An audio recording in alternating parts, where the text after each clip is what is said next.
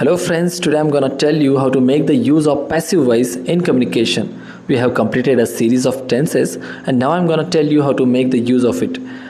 तर काय होतं, बोलताना बऱ्याच वेळा आपण पॅसिव्ह वॉईसचा यूज करतो. पॅसिव्ह वॉईस म्हणजे काय होतं, जेव्हा काम करणाऱ्यापेक्षा त्या कामावर आपण भर देतो. जसं की काही एक्झाम्पल्स आहेत, त्यातून तुम्हाला कळेल. इथं ताजा भाजीपाला विकला जातो. Fresh vegetables are sold here. कोण विकतो, काही करावं नाही लागत आपल्याला. जसं की तुम्ही बाहेर जाताना पाहता की काही खानावळ किंवा हॉटेल्समध्ये लिहिलेलं असतं की इथं स्वादिष्ट जेवण बनवल्या जाते. आपल्याला त्या कुकशी काही करावं नाही लागत, आपल्याला गप्पा नाही मारायच्या आहेत त्याच्यासोबत. आपल्याला कामावर लक्ष द्यायचं आहे की इथं स्वादिष्ट जेवण बनवल्या जाते. Delicious food is prepared here. किंवा काही ठिकाणी असते की इथं गाड्या दुरुस्त करून मिळतील किंवा गाड्या दुरुस्त केल्या जातात. Vehicles are repaired here. आता तुम्हाला कोणतरी विचारलं की बाजूला ग्राउंड आहे, तिथं काय करतात, तर तुम्ही असं नाही म्हणत की काही मुलं येतात आणि इथं क्रिकेट खेळतात.